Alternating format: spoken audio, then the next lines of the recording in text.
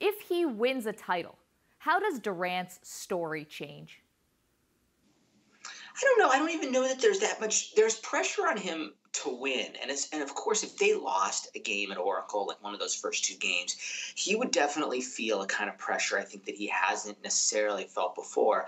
But when you play with three other guys of that caliber, the pressure game to game, I don't think is so great. I mean, he could have a fine series, just a solid series, and they'll win the championship. Or they could very easily win the championship if other guys have a solid series as well. So that's where he sort of changed the math a little bit by playing there. Is he doesn't have to be superhuman. It won't take an incredible effort. It'll just take a solid effort by those four guys.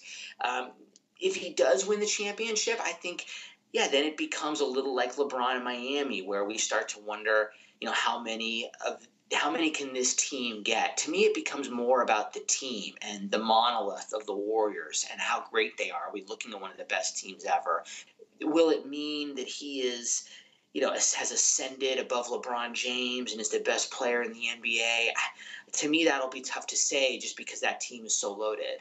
Of course, Lee, the big twist in this iteration of Warriors and Cavs is the addition of Kevin Durant. Not a lot of meaningful history between LeBron and Durant, except for that meeting in the finals when LeBron was with Miami and Kevin Durant was with OKC. But is there a bit of a rivalry there?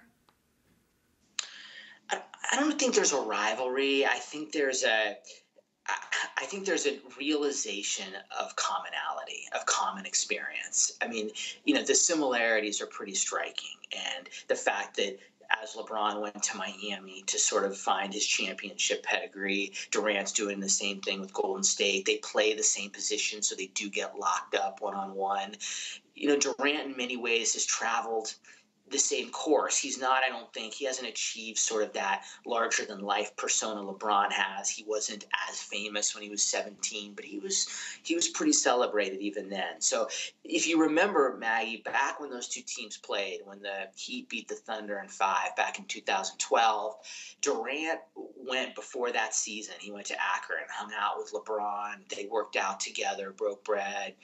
That hasn't happened since. It's not as though I don't think they are close friends or anything, but I do think there's a respect, and I think there's a feeling like for Durant, like LeBron was going to be that last hurdle. It was going to be the one that was going to be the toughest to get over, to clear. I think LeBron's something like 18-5 career against Durant, and obviously had the finals win in 12 when the Thunder was still such a young team.